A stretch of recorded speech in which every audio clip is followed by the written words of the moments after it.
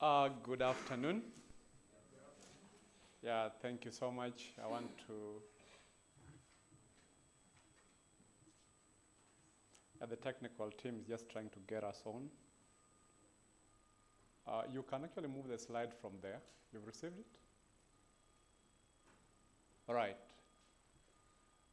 Thank you so much, academicians, scholars, students, researchers, for getting the opportunity to come together so that we may have this discourse on how we can advance scholarly output. I'll be taking you through this session on mastering the research life cycle and academic citation. The greatest challenge we have been experiencing from our postgraduate students or even researchers is how to present their work, how to disseminate, how to speak the language that the world, different disciplines will understand.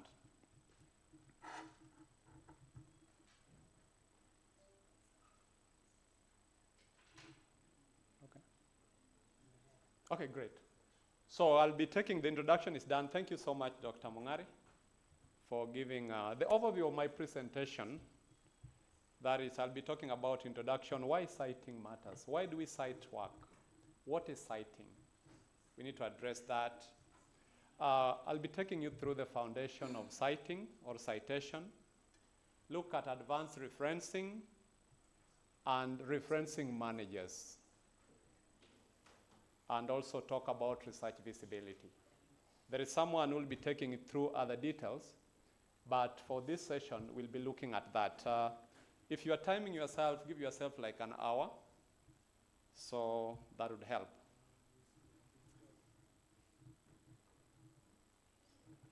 Move.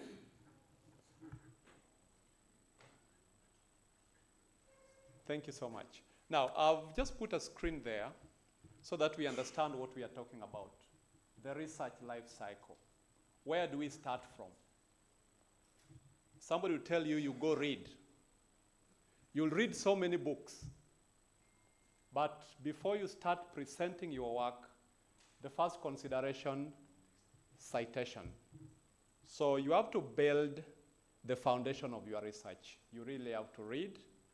So we start from citation. How do we cite? Before you cite, first of all, find out, search, evaluate. And once you have evaluated and realized that this is work that I would want to ground my research on, then you go to the next level, that identify that source, store it, keep it, because you will need it. What is affecting most of our scholars, we do a lot of reading, but you read it like a history book or like a novel. You are not taking cognizance of the fact that who said this? When you are doing literature review, because we are always told, go do the literature review. So when you get something from the literature, identify who wrote this. Is it a journal? Is it an author? Take that information. That's what we call, you are managing, organize yourself. Store whatever you get. Once that is done, you'll be able now to do the writing. I'll get to that screen later, but it's a quick life cycle of research. Citing, managing, publishing, and disseminating your work. Now, what is citation? When we talk of citation, what is citation? In my next screen on citation,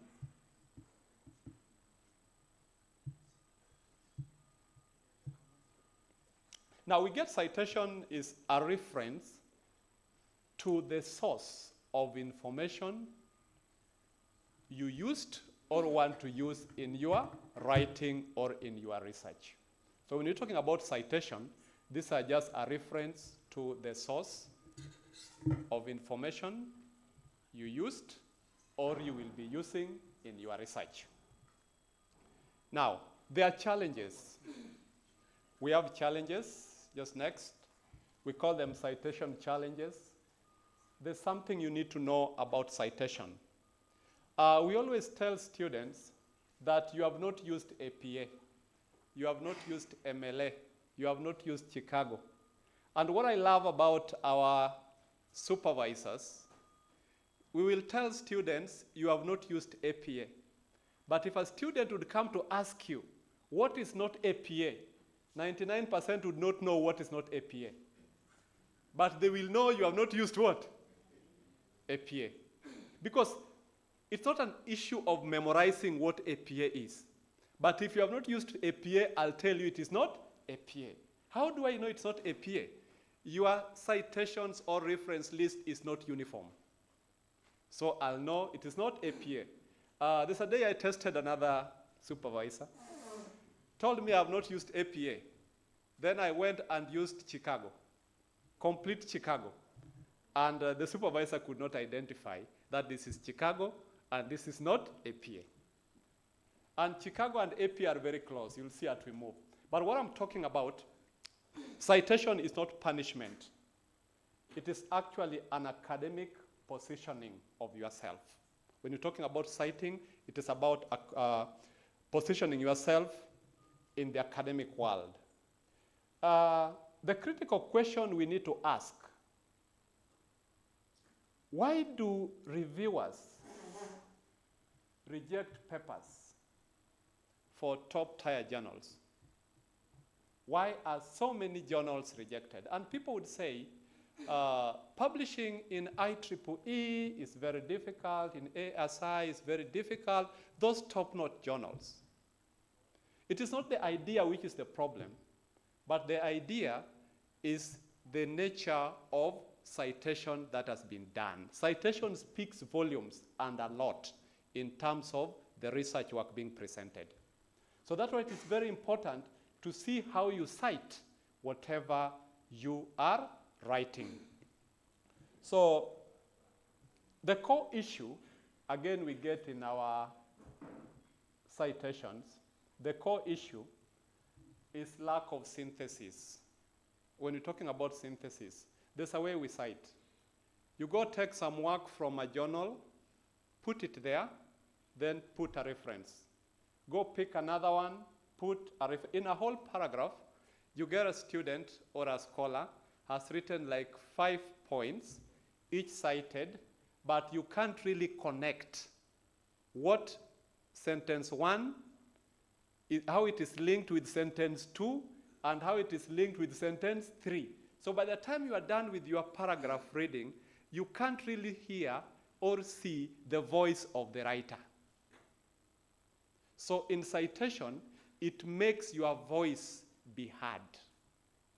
So how do we have this done? Looking at the role of citation, you have to know this. Every time you are writing, you are not the inventor or the author of the area you are writing on. We are in a scholarly conversation.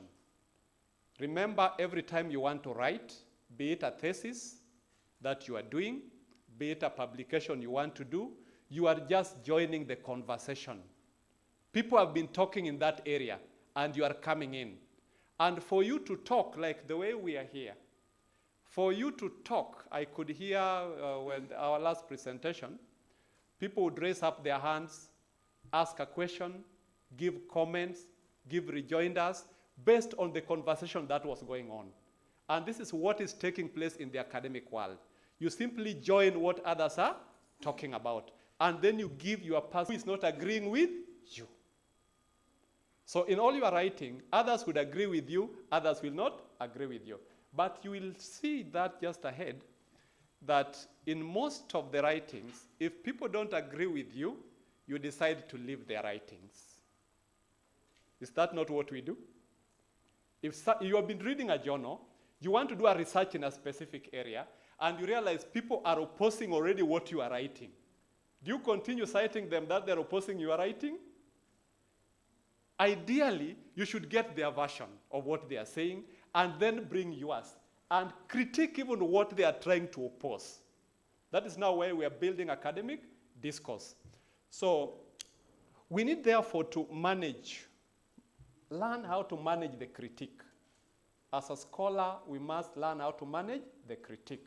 And this is done through your citation of what they said, what your opinion is, what another author said, then you bring your voice.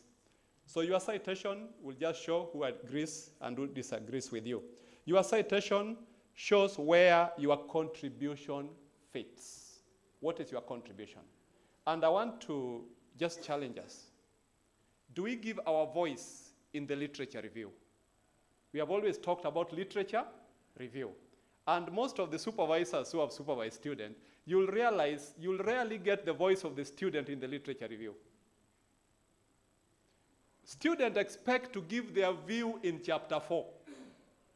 But ideally, we want to see their view in the literature review. Even when we are doing publications, that literature review, so they'll cite so many papers, then we want to hear their voice. So think of research like a panel discussion. I've talked about it. Citation are voices already speaking. Your job is not to repeat what they have said. You know, most cases, when we are writing, we repeat what others have said. But we need to respond to what they have said. So if somebody said this person said this, the next expectation in the next sentence in your writing is what is your voice on the two opposing sides. But what do? You'll go to a paragraph, you get the entire paragraph are people proposing. They are with that.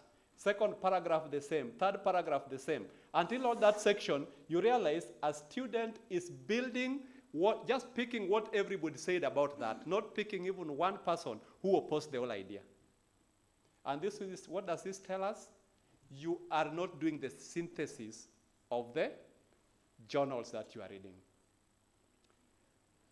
Now, let's go and see how we do poor citation and good citation. We always do poor citation and good citations. We move next. Now, when we're talking about poor and good citation, if you look at that, that is a statement. Studies show that climate change affects agriculture. You can see that. Statement number 2, climate change leads to reduced crop yield. Statement 3, it also affects rainfall patterns. OMA 2021. What is wrong with that citation? Haven't you met things like that? So what is wrong with that? Are you seeing the voice of the student there? So these are the things we meet.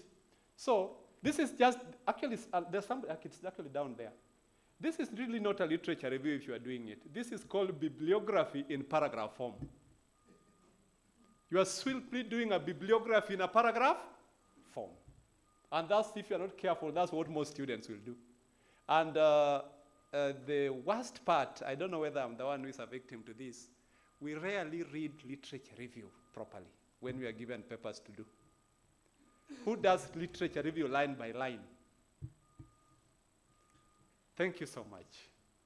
I think as supervisors and scholars, we must really look at the literature review. Otherwise, we will be seeing citations, which is a bibliography in a paragraph form. There is no connection between those sentences. There is no connection, and there is no analysis. What the student has simply done is given you what others are saying. Then when you look at a poor citation, which I've just mentioned, I've explained what is wrong with them and what is missing. There is no analysis provided on that. Let's look at a good citation. A good citation. On a good citation, just the same sentence we read the other time. Can you follow what that one is saying? Just read it aloud. No. Climate change. Climate change. Good citation. Climate change has been widely linked to declining agricultural productivity, particularly through its impact on rainfall variability and temperature extremes. However, recent studies, now who is talking there? You can now see the writer doing what? Talking. However, recent studies suggest that adaptive farming practices can mitigate some of these effects, especially in smallholder systems. Now you can now see the voice of the student. What is good about this? We are able to combine multiple sources. Can you be able to combine your multiple sources and make sense out of it? You are talking about 3 or 4 authors talking about the same idea. You can bring that idea into one sentence and then put all the authors in the same parenthesis. Okay? Then we are seeing a logical link. It's showing the relationship between ideas. Can people see relationship between ideas? And just to get off a bit, even in paragraphing, when you are writing in paragraphs, when we're talking about academic writing, paragraph 1 should link with paragraph 2, with paragraph 3, with paragraph 4. But sometimes you read this paragraph talking about completely different thing, the other paragraph talking about the same different thing. And even within the paragraph itself, I remember when I was in school, we were told that even within the paragraph, there is what is called a thesis. There is a thesis in the paragraph. There is a body in the paragraph, and there is a conclusion within the paragraph. Just that one paragraph. So that's when you will be able to communicate what you are saying. So we need to show evidence of strong analytical strength. This one actually introduces a direction. It introduces a direction whereby the gap is identified and your contribution is seen. A few things. When you're talking about attributes of good citation, something is missing down there, but I'll read. Under the first picture, if you see that guy with a microscope, that guy is just looking at things. What should I pick? What should I not pick? Remember I said the first thing, check around you. Check what you want to pick. Once you have picked them, note them down. Note them down. The problem with us today, we rarely use a pencil and a paper to write. Everything is E and E and E. And the worst part now, if you check the subtopic, we were talking about the digital era. What are we doing in the digital era today? It is AI. It is AI. And you know AI will do a write-up and put citations which are not existing. Do you know that? Students will give you writing very well cited, well joined, but the citations are not, they are not existing. And if you put a cursor on it, there's a way they call it what? There's a way if you put a cursor on an existing citations, AI is also helping us. I think because of the advancement in models which are coming, when you bring citations which are not existing, if you put a cursor, it gives you, there's a word it is giving it, to show it is just an example, it's not a citation. So next time when the students send these things, just be very keen. Okay? So this actually shows also the logical depth. Look at it, and then the research direction that you are taking it. Issues that emanate from our citations. Paraphrasing and quoting. There's something we call plagiarism check, where we use the Turnitin. Okay? A student has given you work, and the work is 34% plagiarized. What is our threshold? 20%. You give the student your work. The student does something, and the following day, it is 19%. And we congratulate them, you have done so well.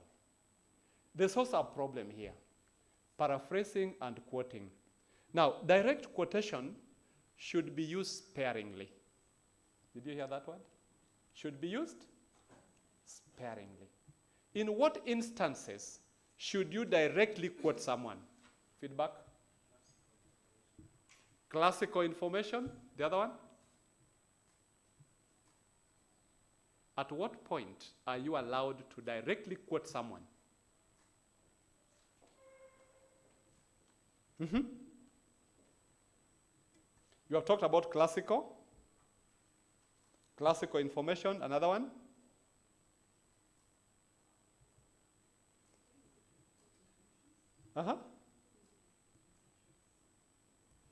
Some formulas. Things which cannot change. There are things which cannot be changed. There is no way you can say it.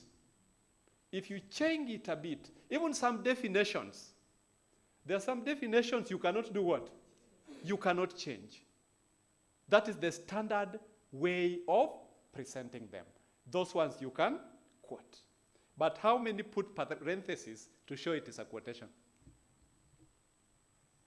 Do we?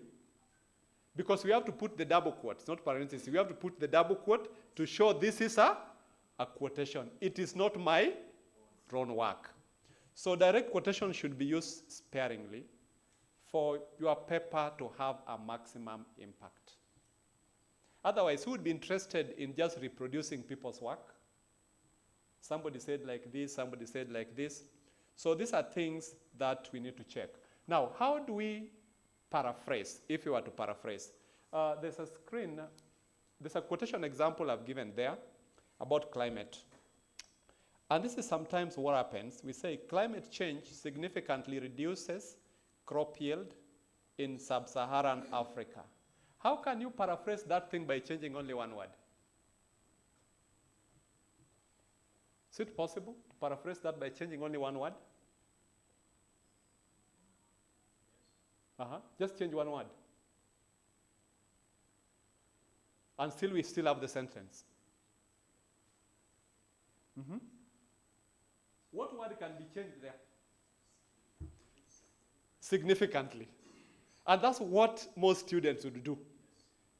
They want to talk, but they want to paraphrase, but the only paraphrasation they can now do, because you cannot change climate. Can you change climate with anything? Can you change the word change with anything? Can you change reduce? Can you change crop? Can you change yield? Can you change in sub-Saharan Africa? So what is easy to change? So if you tell a student, can you paraphrase that sentence, how do they come about it?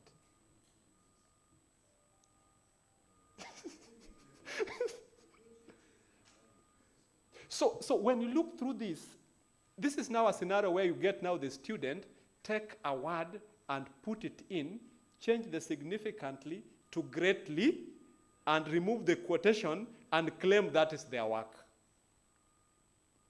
Okay? So when you're talking about, there are a few words that can be changed, but we say, overusing quotations make your paper look like a copy-paste document. Look like a copy-paste document. Somebody would ask, how did I copy-paste? You have copy-pasted from 90 or 100 authors. So you just pick their work and put. So what we are saying, that sentence can be paraphrased. Can you see the paraphrasing?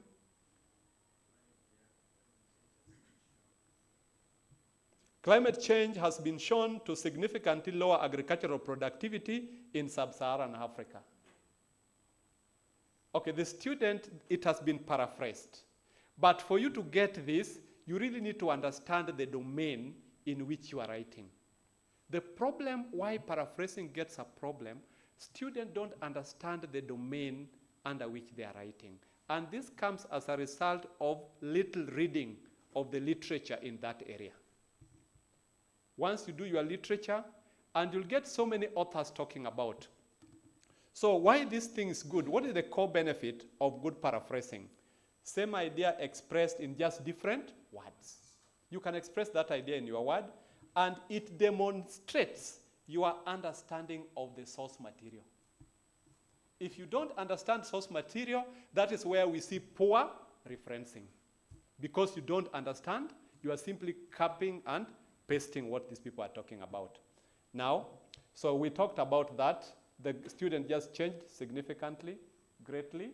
But what is warning here, changing a few words is not paraphrasing. We call it what? Changing a few words is called? So let us not patch right. Okay? You're just patching things here, and somebody said that is patch writing. So I mentioned this. Why top-notch top-tier publishers reject our papers? If you get, sometimes when they reject, they simply tell you, your paper, there's a desktop rejection. See, there's a desktop rejection. They don't even read it. They look through it and tell you this is rejected. Others will go to the reviewers, and reviewers may reject it. For the structure, it can be a desktop. But for the idea and content, reviewers will reject it. But the question is, why reviewers reject papers? Rejection is not about the number of references you have used, but it is about what? How you have used them. A good paper, if you just throw your eyes to the literature review, the first 2 sentences or 1 paragraph, you shall have known how that person is talking. You will see the analysis, the synthesis, and the voice. Even before you go deep, you can scan. The other day a student was asking me, I've just come to the defense, and you people have just seen my paper, and you are asking so many questions as if you have been reading that paper. Are you getting that? What the supervisors are looking is very small. They just snapshot they go here, click here, and say, no, this thing is not coherent. So we need to be smart. Just from your referencing, just make sure everything works. They always reject them because of structural problems. What is structural problem? There is no synthesis, there's no critical analysis. 2, there is no argument presented. Your voice is missing. And note that reviewers are not always impressed by the many papers you cite. Sometimes we feel good when we cite. After every sentence you cite. After every sentence you cite. That one is patching. That one we call copy pasting. So, but they are interested in how well you use those citations to build your argument. Let us always use our citations to build our argument. So citation is not about showing that you have read. Some people we cite much so that people see we have done what? Have read. Citation is not about showing you have read, but it's about showing that you have understood, you have evaluated, and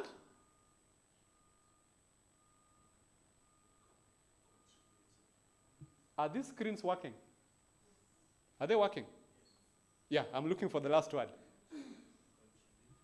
Citation is about what? Showing you have read.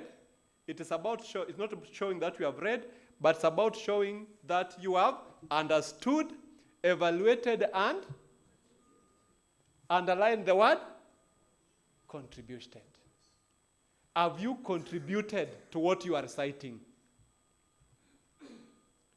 Now,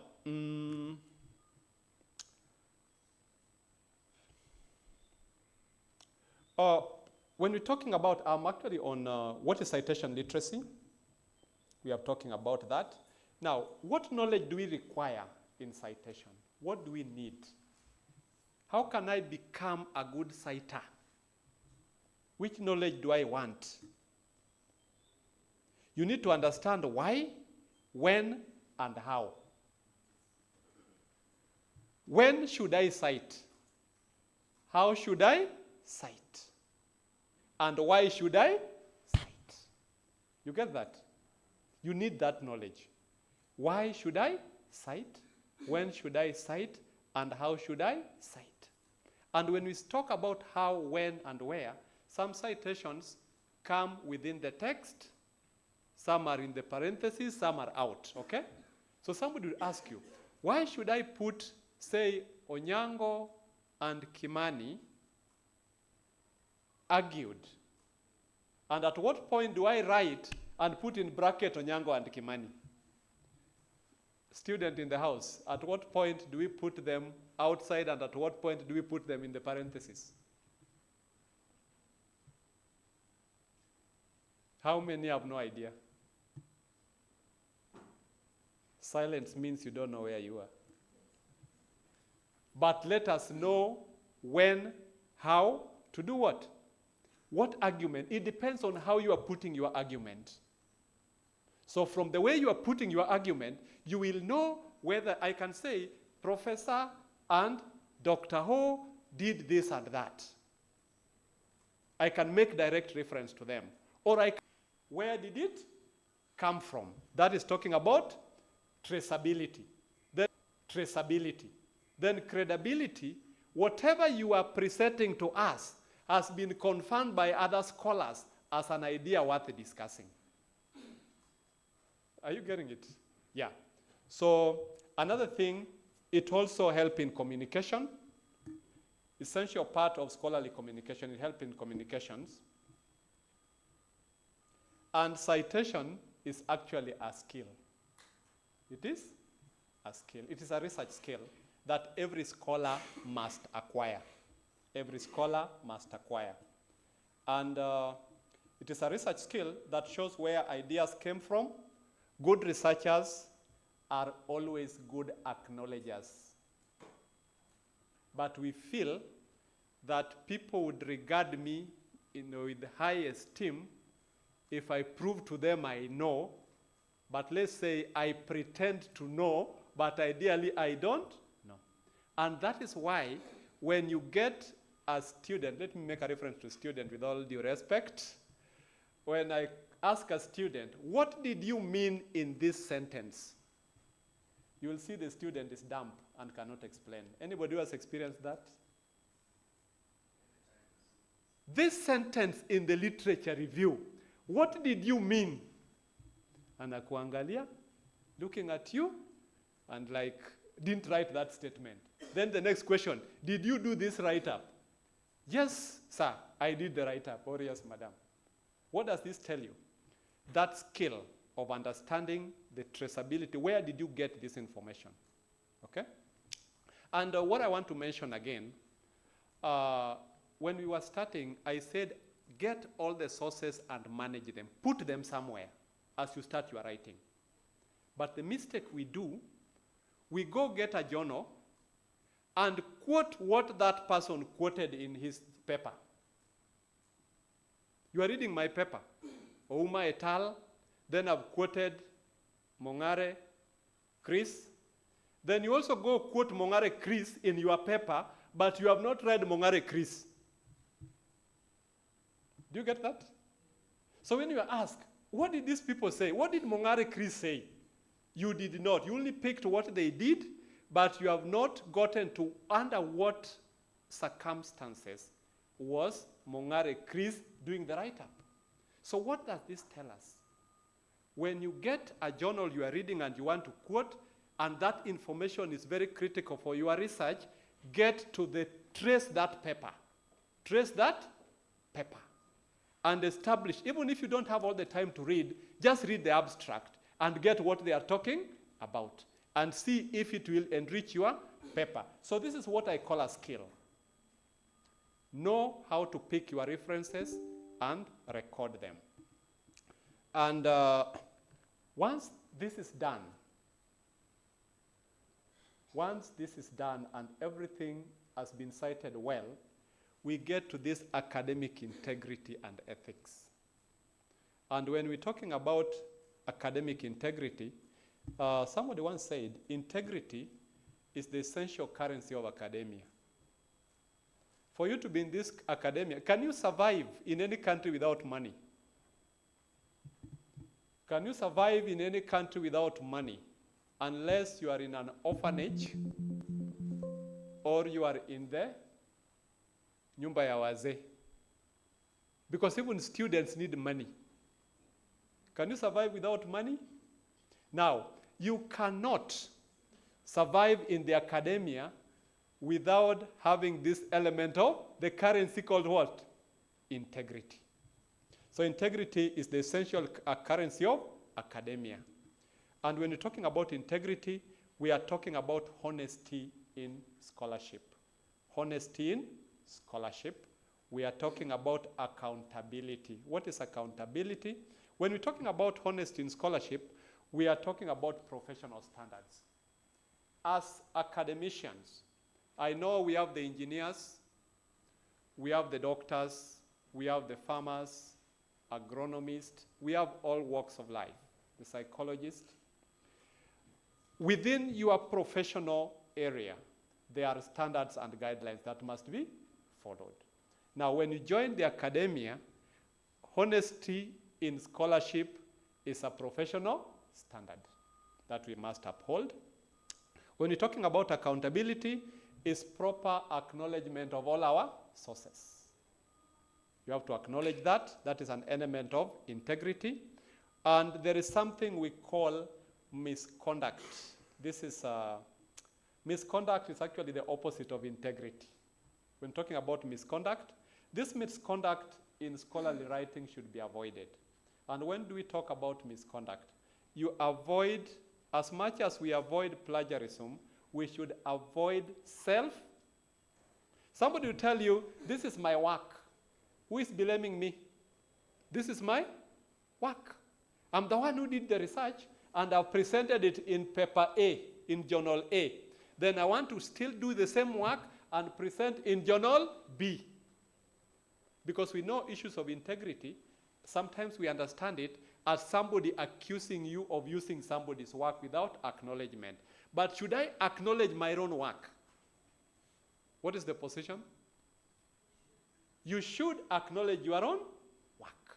So long as it has been presented somewhere, it has been used somewhere, either in journal A or B or C. If you are doing another one, you have to acknowledge that particular work. So when you talk about integrity, we are talking about presenting your work truthfully. What is yours and what is not yours. Just present what is yours and also indicate what is not yours. Do not claim other ideas as yours. When we are talking about data integrity, what do we mean by data integrity? Other people manipulate data to fit what they want to get. Don't we do that? You have gone to the field. You have picked up things, but the model is not fitting. What do? You force the model to fit by manipulating some data. That is not integrity. Just present that work the way it has come from the field. And you never know. Maybe you are discovering something other scholars had not. But somebody would say, you know, I was doing research like this, my objective one was like this, now the result is saying opposite of what my objective was.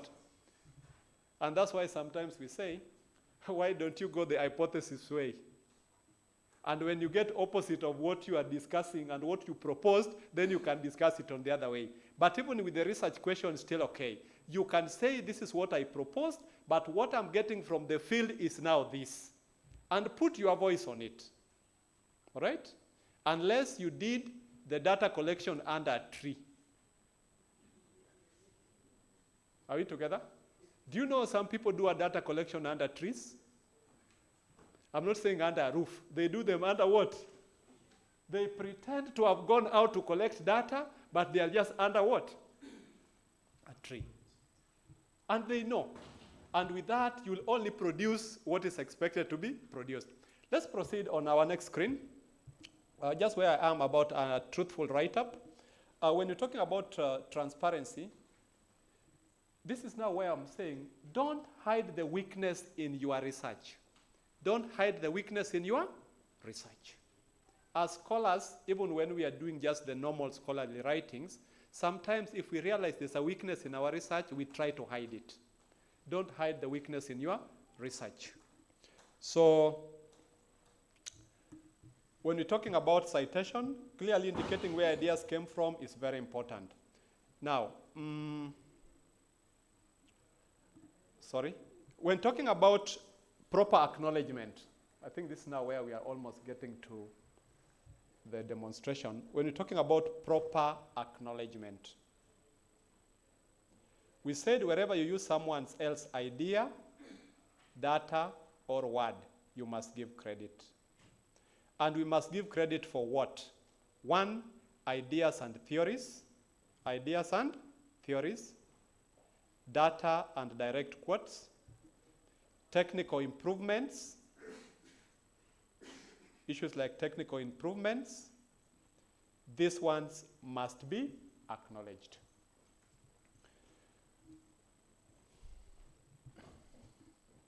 I've talked about self-plagiarism. I don't want to repeat it. But reusing your own work, reusing your own previous work without proper acknowledgement is a misconduct. It is what? It is? You know, misconduct, when you tell an adult, that is a misconduct. Would you take it kindly? But today, I'm saying reusing your previous work without proper acknowledgement is what? It is a misconduct.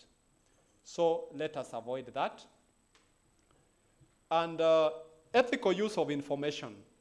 We also have an ethical use of what? Information. So ethical use of information is what we call academic integrity. Be very accurate in what you are presenting. Don't misrepresent your findings. Don't misrepresent your findings. Don't take information out of context. Some of us overblow things as we get it. We exaggerate. There are words we always use. This was a serious disagreement. Are you getting it? You got those kind of words. We put some, I don't know whether you call them adjective. Areba is not here. Are those adjectives? Putting emphasis on a word to appear as if it is a very big and something very bad. You get it? This was very serious. This was the very. Are you getting those things? Mostly hated.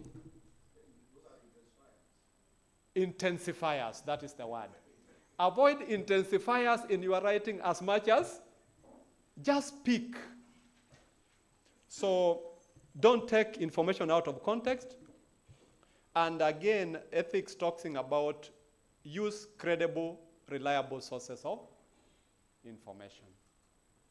Somebody goes to pick a blog, though as we're going to see, I said they can be used. There'll be a lot of blogging about school burning out and all that things in Kenya today, okay? And what they do, they take pictures, put them together, and say, like, this school has been banned, so many things. On the ground, there's nothing which has been banned. And then you want to go pick that blogged thing and use in your write-up. And tell us, you see, like, what has been happening in this year, 20 schools were banned.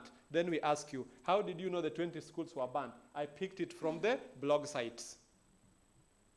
Was that source credible? Yeah. So that's why we say you need to verify the what? The sources of your information.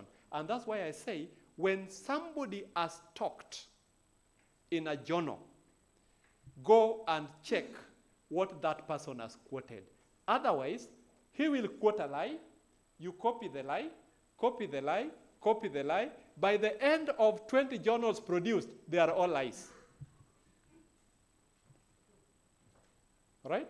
And you come tell us, you know, I quoted from 5 authors. And everybody has been copying from the wrong what?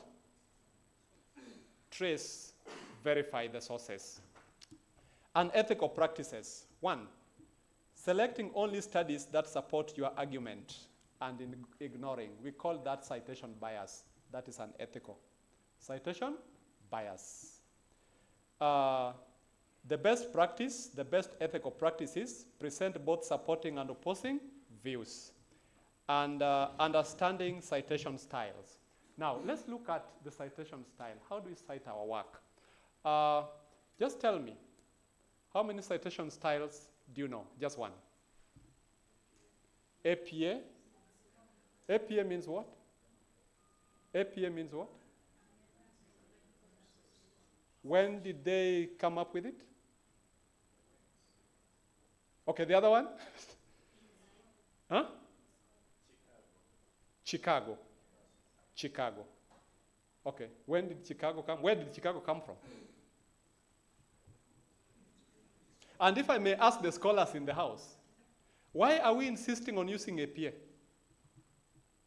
Why do we use APA? Why not Chicago? Mr. Reba, Dr. Reba. It's all about the discipline. Thank you so much. Yeah. So, depending on the citation style, they are based on the disciplines. They are based on the disciplines. So we have Chicago, we have the MLA, and which one? Harvard. Harvard. So we have Harvard. I was reading something a little about Harvard, and Harvard came up, I think it was Professor Edward, somebody came up with this Harvard kind of thing. And how Harvard came, people would write their exams and take to the printing where they were being printed in different formats. And the person who came up with this Harvard is actually an anatomist. So what they did, they say like, the way these people are presenting work is so difficult. Can we give them a standard on how to present their work? And that's how Harvard standard came. When you look at, they came from different areas and the focus are different. Their focus are different. And this is now where we have a problem. And when I look at a student work, I will see MLA, I will see Chicago, I will see Harvard, I will see IEEE, and which one? Oxford, Vancouver. There are over 200 plus. There are so many. Because what did you do? As you are going to the references on a journal done on Chicago, you do yourself justice by going to their reference and copying it. What you are copying is done in Chicago. Then you put it as part of your reference, okay? You are reading an APA paper, you go copy that and put in your APA. Then by the end of the day, you have like 20 plus type of styles in your citation, okay? So it has been a challenge to most of us, the students, on how we do this. But said and done, as Doc said, the focus of APA was social sciences. That was their focus. When you read about social sciences, writings and all that, they mostly adopt APA.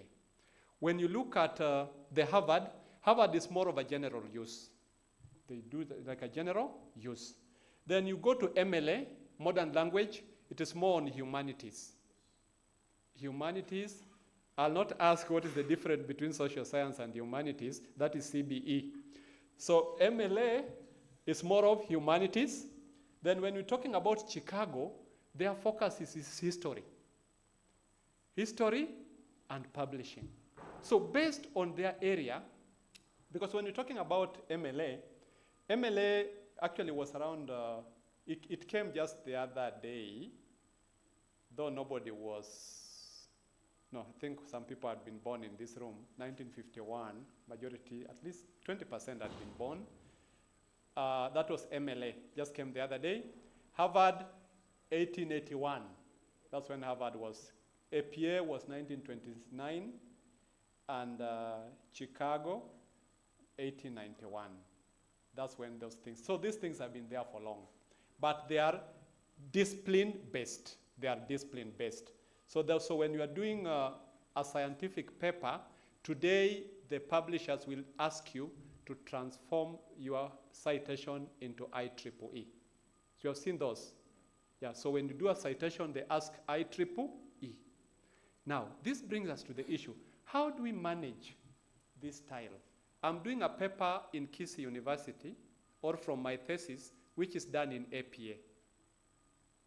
Then I'm doing a journal, a paper for a journal, and the journal asks me to use IEEE. Is the conversion process easy? IEEE. Mm. Yes. Yes. I'm talking, for example, let me talk about a computer science students. They want to do some paper on maybe AI and all those cybersecurity. Then they want to have this paper in and those kind of journals. Because the institution requires them that they do it in APA. But then that one needs what? IEEE. So the question is it easy to convert? How easy is it to convert from APA to IEEE? You realize if you don't know how to navigate, it can be a nightmare. It can be a nightmare. So, based on that, we now come to, just before I go to that, on the focus of APA, the focus on APA emphasizes on the year. APA emphasis is on the year because research evolves quickly. That's the argument. Their emphasis on the year because the research evolves quickly. And that's why the university adopted APA. And that's where they are saying that you should not quote something below how many years? 5. You get that? Yeah. That's actually the focus of APA. It is on years. All right, great. And when you're talking about Harvard, they have their own. So these ones, maybe you can check on them. So we come to advanced referencing. Now, when you're talking about advanced referencing, we know how to quote journals, don't we? Do we know how to quote data sets? We need to know how to quote data sets. Do you know we can now quote AI-generated content? We are supposed to quote AI-generated content. And declare. Thank you. That's now where we are. Let AI help you do whatever and declare what AI did. You need to give the model. If it was ChatGPT, Gemini, whatever, say it. Those ones are now allowed. And so based on those challenges, we need to be able to manage our sources. We must manage our sources. And in the management of our sources, we need tools to help us manage our sources. We need tools to help us manage our sources. I want to call them softwares. These are softwares that can help. We have one called Mendeley. Anybody who has interacted with Mendeley? Somebody has interacted with Mendeley. We have Zotero. Anyone who has handled Zotero? You have done. EndNote. EndNote. All right. So nobody has handled EndNote in the house? Okay. If you realize how easy EndNote is, you will drop all those others you are doing and get to EndNote. EndNote. You learn how to do it, you realize it will be very easy to manage EndNote, okay? But said and done, if I can get the demonstration screen, I just show a little on how EndNote works, then you can pick it up from there, okay? Because the beauty with EndNote, you can move from one reference style to the other, okay? You can quickly pick references from Google Scholar and incorporate them in your database and use them, right? So, Edgar, can I get, oh,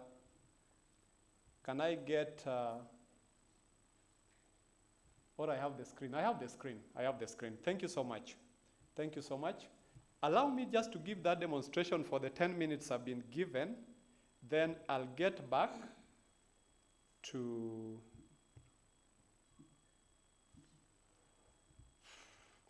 so how do I get my screen presented? I have my screen. I share it where? I share the screen.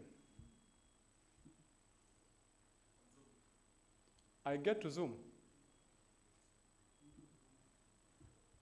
Wait a minute. Are you talking Zoom, the application, or I Zoom, the action? Okay.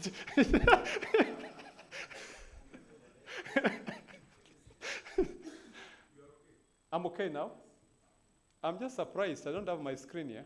Maybe somebody dropped down. It has been hacked. I just want to share my entire screen. I want this screen shared. Just my screen, the entire screen. Extend. Duplicate here. Okay. So So we can have our screen. Now, said and done, I want to minimize everything. Now, if you look at, that's just the desktop. I have EndNote. EndNote is an app you can download. You can start from version 7. I think EndNote allows people, it's like you can buy if you want.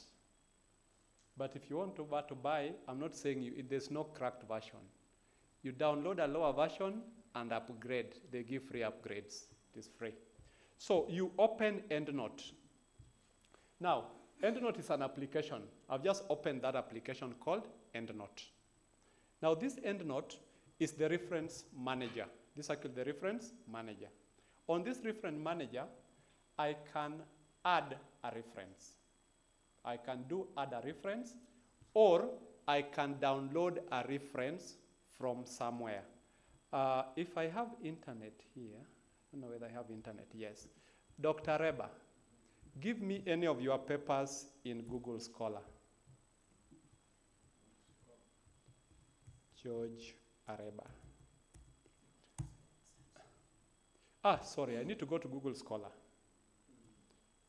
Google Scholar. And this one, students, this is a very easy way. Sometimes, George Areba.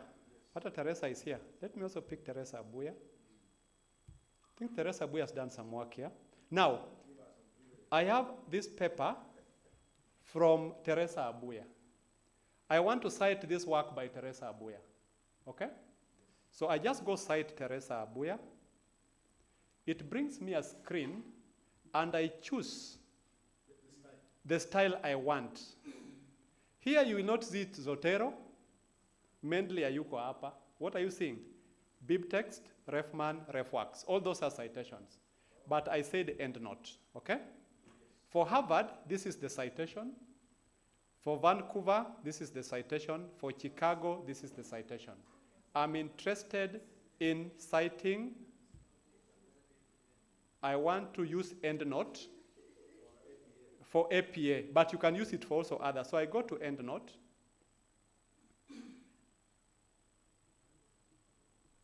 Now, you can see it has opened something here. Are you seeing this paper? It has added it into my database. Then, let's pick another author. We just want to try 2. Let's try 2. So I do Dr. Reba.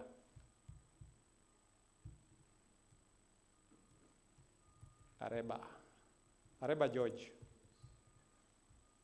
Areba. Oh, this is the one. So I can cite this, 2020. I go here and cite you, EndNote. And this is number 8, George Areba. Now, I just didn't create my, let me just create, I needed to create my database. I'll take George Areba, put him under, they all appear under all references.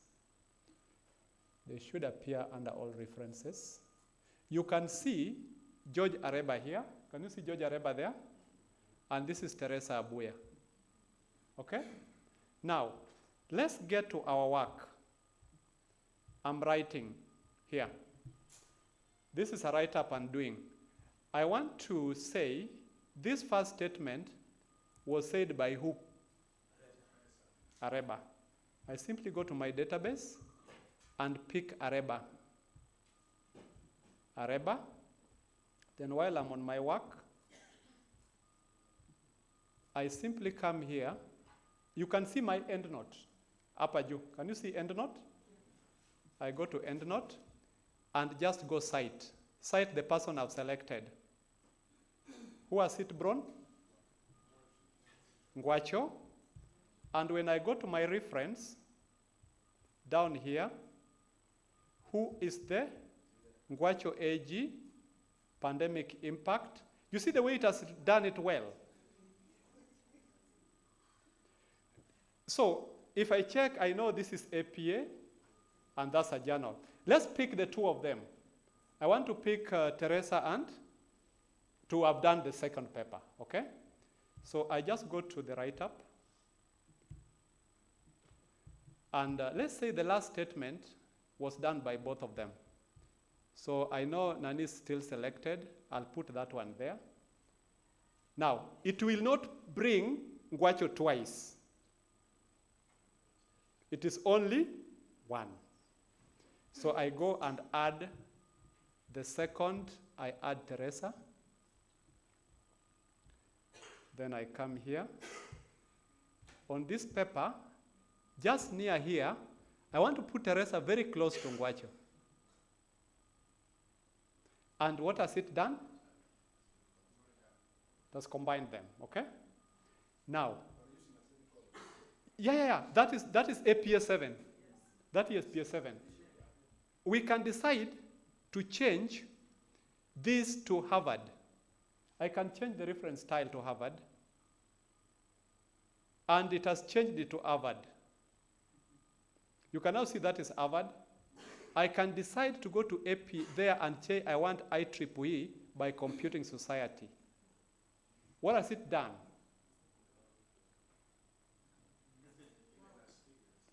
But how does Nini work?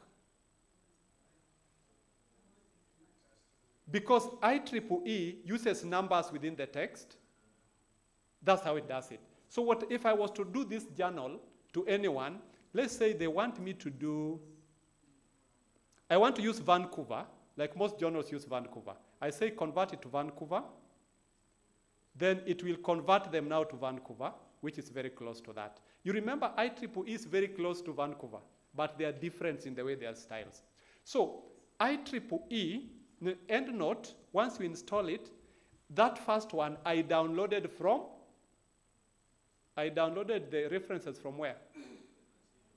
From Google Scholar. So most of the publishers, their work, you will get enlisted in the Google Scholar. If you looked for that journal, and this is what I want, go download the citation from the Google Scholar and incorporate it into your reference manager. But if you are reading in the library or a journal you can't get, you simply go right-click and say add a reference. I can add a reference of a person. Let's say like this one you picked from a journal, and it was just maybe an MLA journal, or it was a Chicago journal. What do? What you do, just go pick, I'm picking from journal, put the authors here. Just add the authors. AS2, then I add, you simply enter and put the other author, AB2, put the other author, AD3. Then what was their year of publication? 2023. What is the title of their work? The title of their work. Which journal did they publish in? You put that. Which volume of that journal? That's why I'm saying if you go to the journal, that particular journal, you will see the volume of that particular journal. Pick the journal. You pick the issue. If it is an existing with a page, put the what? The page. And said and done, I'm interested in DOI.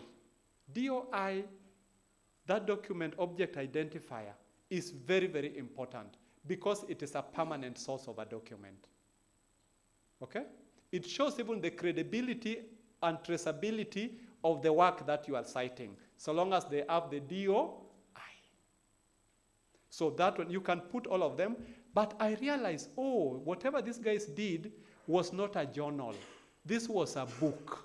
So I simply say what I'm quoting down there, the screen may not be very visible, but you can quote from blog, you can quote from books, you can quote from book section.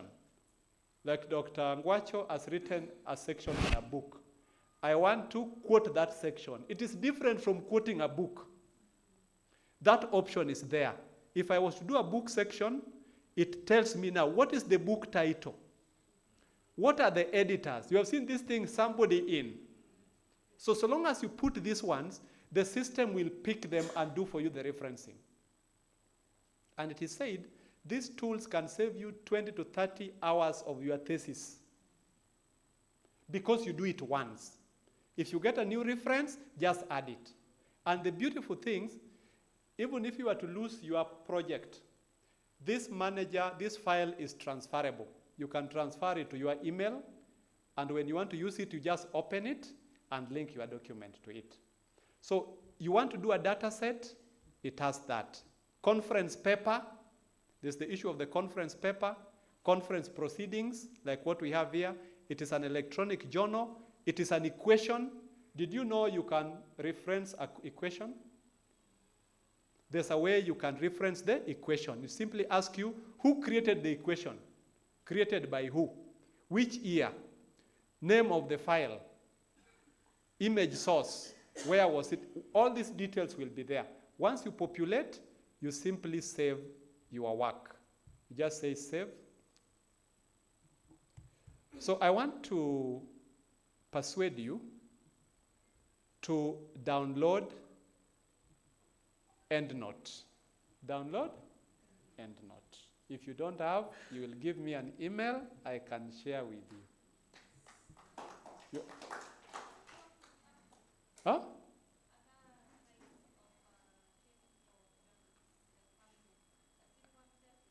Other? PubMed. I've not downloaded it, but it should be able to work. Once you have the manager with PubMed, you just need to get the reference manager, it should work. So said and done, as I see Prof coming, all these styles we want, you can change them. And this is APA version 7. I can also choose APA version 6. Sometimes you can be asked APA version 6. What affected most of our students who are working on version 6, then you are told convert to version 7. You are to go start changing things manually. But if you are using the reference manager, you simply come and select version 7. Even if they were to come with version 8 today, it will integrate, it will convert all your work to version 8. I want to share with you because of time, we might not do all this, but my colleague, Madam Teresa, they have been organizing so many workshops on how to do these things. And we always open them online. So we always welcome you. We might not cover everything for now, but we always train our postgraduate students within the Kisii community on how to do referencing. We have just done one. I was just demonstrating. I was not even doing the practical. But there's a lot of things that you can do. Make sure you have a reference manager.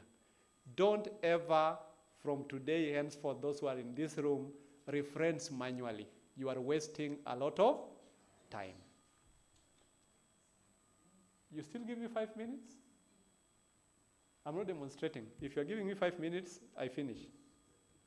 Fine. Because I can see food is getting cold. No.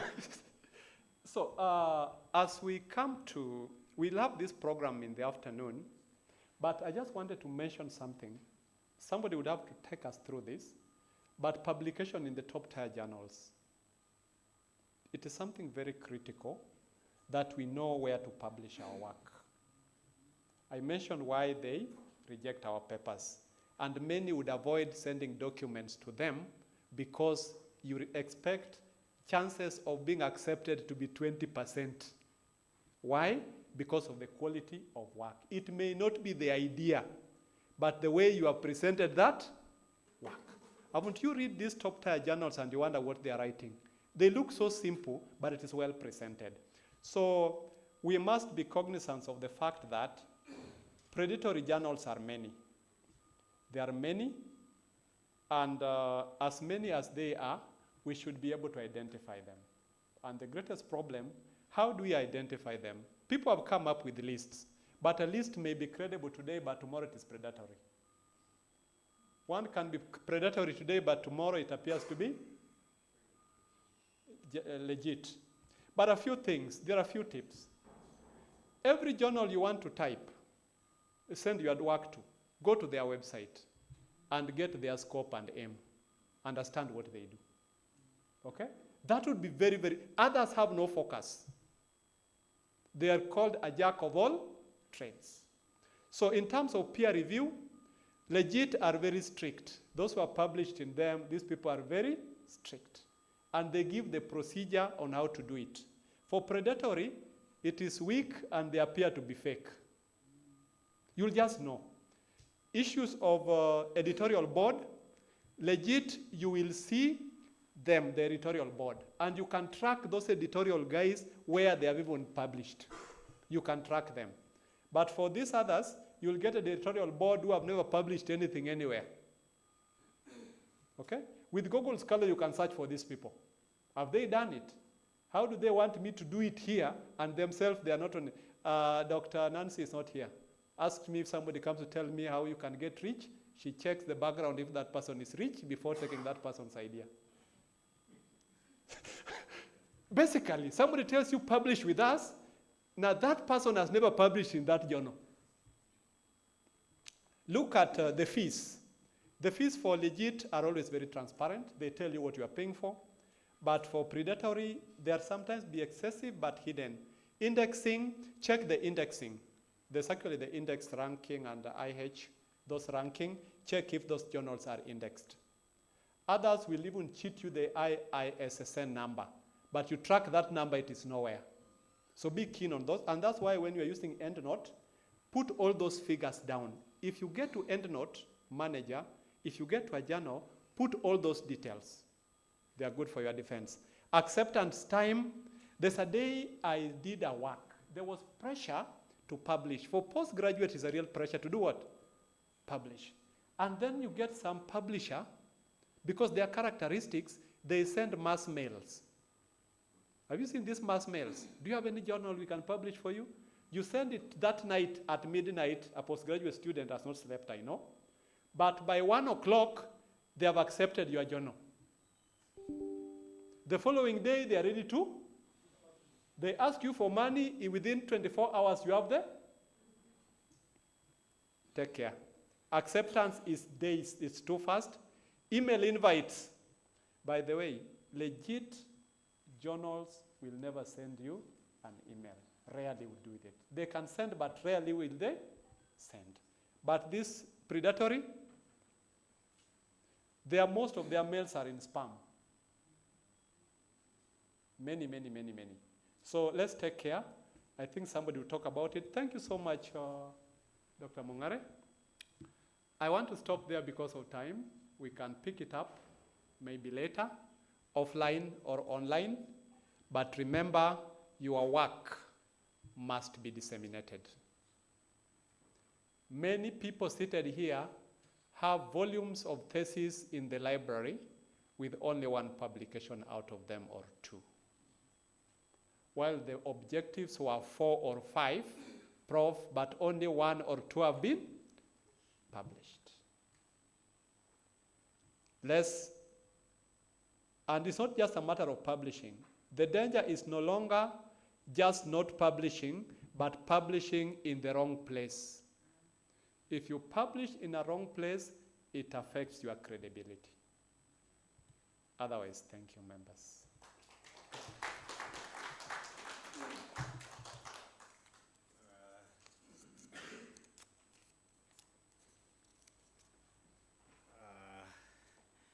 It was getting sweeter and sweeter, and the time was not on our side.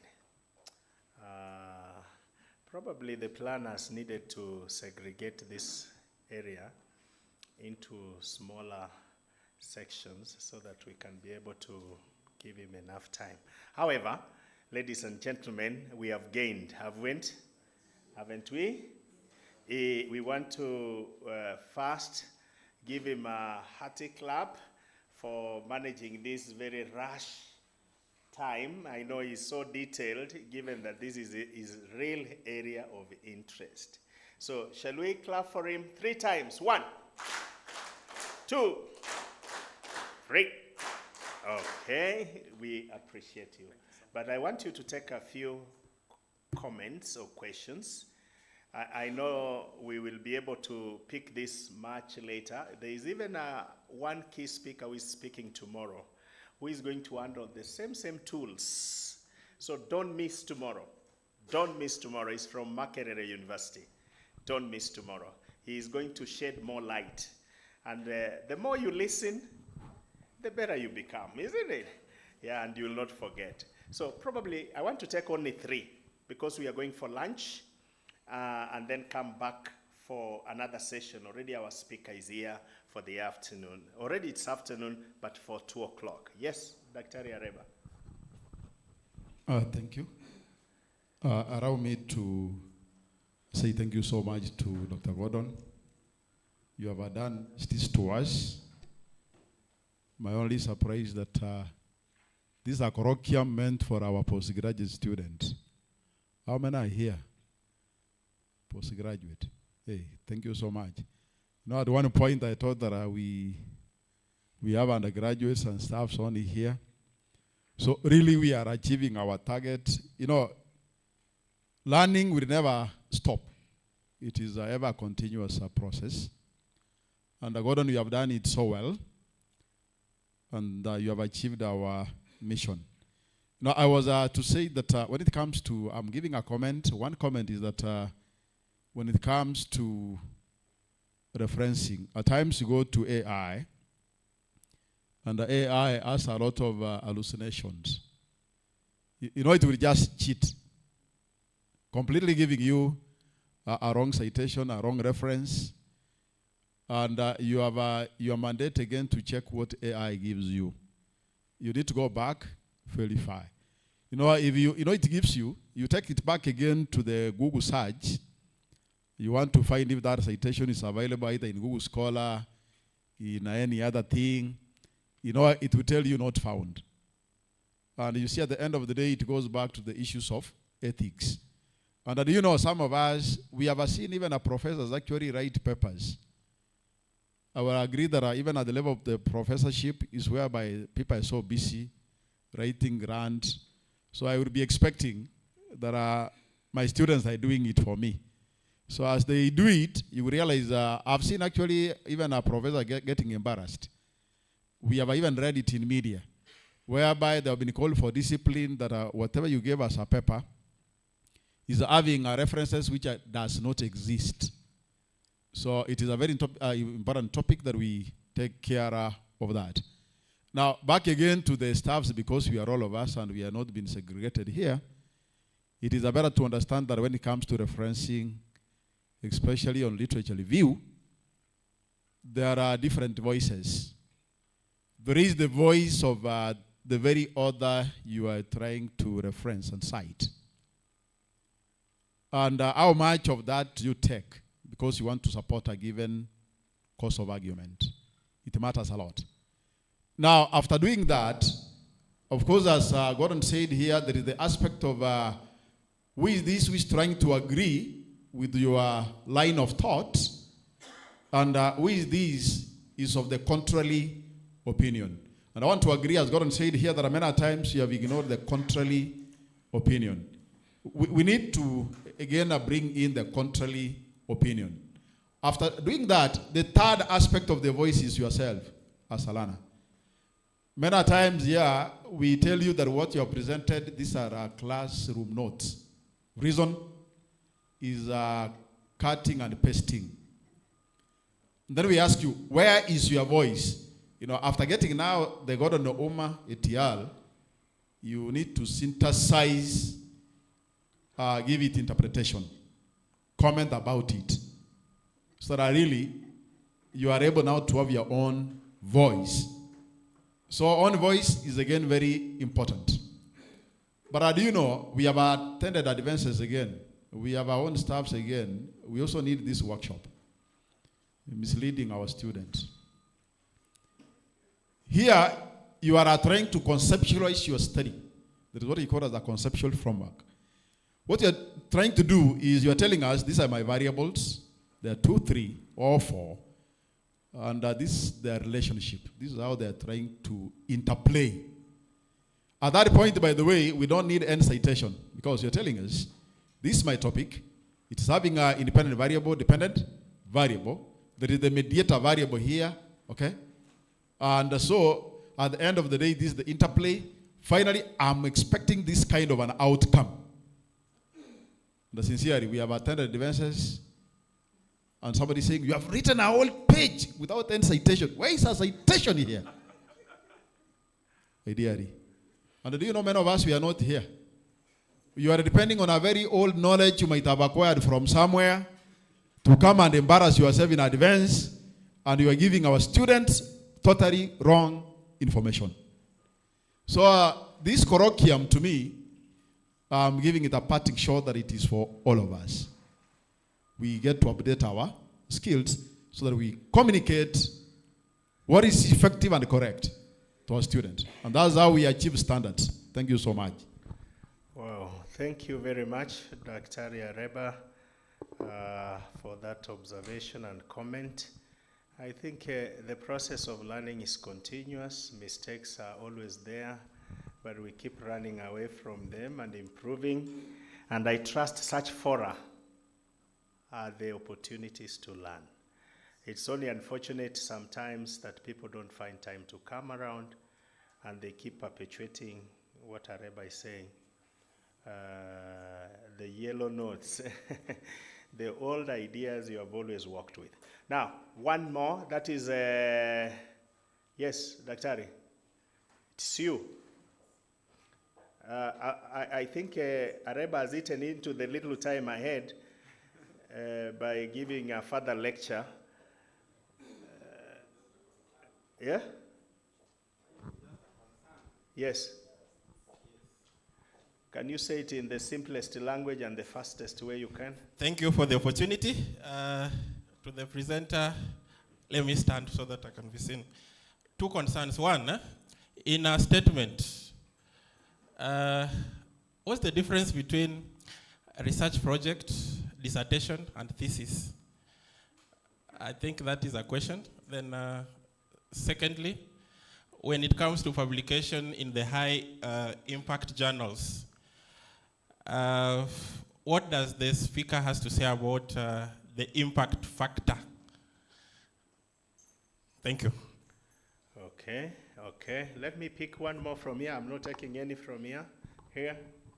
If they are not there, then I return the launch here. Yes, Beatrice? That's the last one. Please hold your horses. Tomorrow there is also another speaker on the same line. Raise the matters that time. Yes. Thank you, Dr. Uma, for a very good presentation. I think it could have come before writing my thesis, because I'm a victim. I've just written my thesis. Hopefully I will graduate this year. My concern is citation was the main problem when I was writing my thesis. It was difficult for me to use the manual way. Then I got the Mendeley. The problem for Mendeley, you have to feed it the year, and then there are some publications which don't have the year, and those even the books. So the information is very good, but there is no year allocated on that publication. So I was wondering, because you have used this EndNote, does it have those challenges of the year? You have to feed it everything. So I think, thank you very much. Okay. For this. Now, Dr. Ouma, you have three questions to answer. Substantiate the three terms: thesis, dissertation, and project. And then come to number 2, the impact aspect of the top tier journals. And then Beatrice is asking, there are certain write-ups that you meet and they have no years of publication. How do you go about them? In the simplest way you can answer, and you can also refer and defer. I can refer and defer. Allow me to answer in the reverse.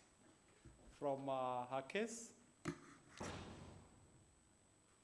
it depends on what you are citing. If you are citing a scholarly write-up from a journal, it must have a year. Are we together? I'm yet to see a journal without a year of publication. But there are some sources that the year may miss, like what I'm saying, the data sets. But for a journal, a book, conference proceedings, they have what? I'll encourage you that once you have the title of what you are looking for, check several sources. Maybe where you are checking is where they didn't put that. But if you miss a year is very important in citation. How old is the information you are citing? It is the year that gives reference to that. So mainly, just like EndNote, there's a place for year. EndNote, if you don't put a year, it will still take it, but in your reference, it will miss. That part of year will miss, but it will take it. Sawa? I think that was the question for us. Mm-hmm. Now, there's this other question from... So the question was thesis? Dissertation and project. Project. Yeah. Now, from where we are, which one is the shortest? Which is the longest? Which is in the middle? How did you make a decision?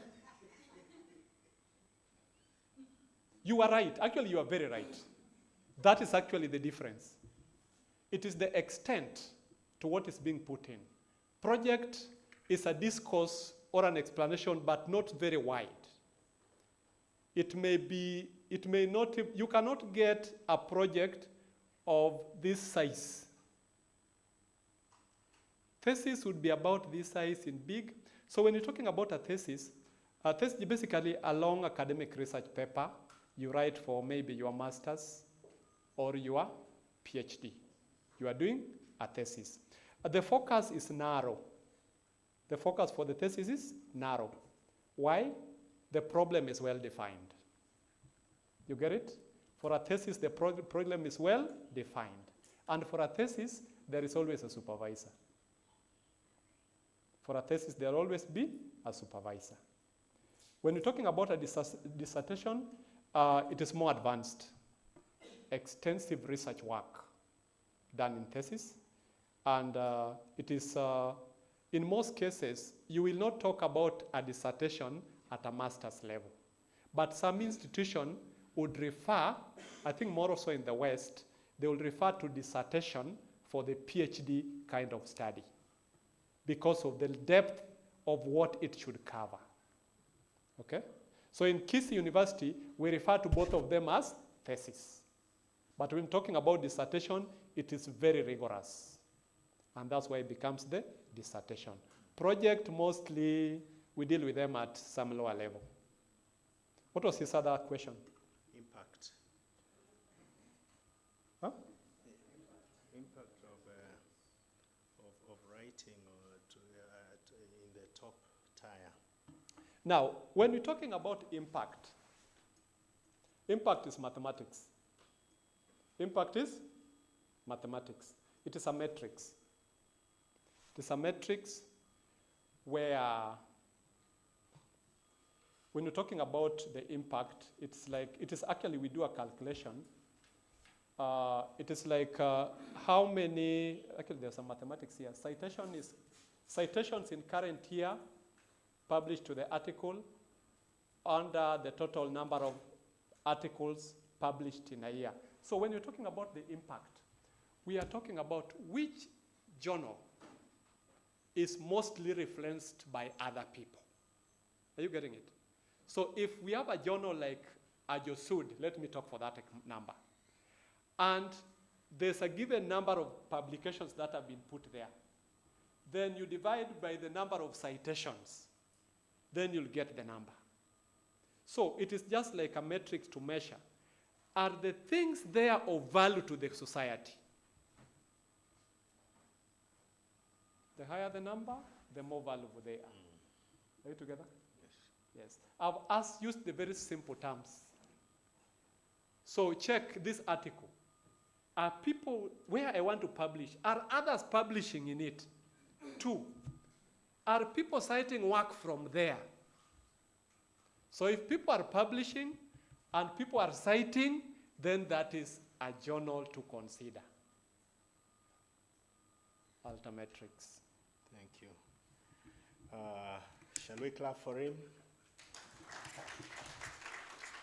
Sugar levels are very low. I'm seeing guys looking at me like, can you come to close? Yeah, thank you very much.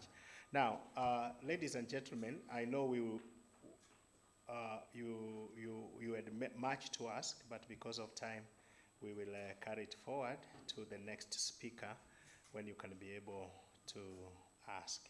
One person said, if you go to a place and you speak and they don't ask questions, it's either you said nothing or whatever you said, they already knew. But if they ask questions, then it means they internalized and they were verifying with the level of knowledge they had. And lastly, said, if they invite you for the second time to come and speak, it is either they are giving you a last chance to improve on what you did, or you are very popular. Shall we be upstanding? We are going for lunch. Time now is 13 minutes after 2. That is the time we should have started with our last speaker this day. But lunch, I'll give you 45 minutes. Yeah? Consensus, 30 minutes or 45? The line is long. Professor, what do you suggest? You don't know? Okay, probably we give ourselves 45 minutes. And let's see if we can make it. But let's report here exactly at 3 for the last session. Is that okay? Let me ask Dr. Jennifer, just say a short prayer for food. Let's us have faith it is there. Yeah. Okay, there's another mic. Thank you. Let us pray. Precious Father, in the name of our Lord Jesus Christ, we are grateful for having taken care of us. The values you have presented in our lives, oh God, I pray that, Father, they are going to be transformative in our lives, even in our nation, in our communities. As we go for lunch, we accept this with thanksgiving in Jesus' name. Amen. Now, you will still pick the meal cards at the exit door and make sure you use it at the serving point. And once you are done, please leave it to the security person for tomorrow's use. God bless you.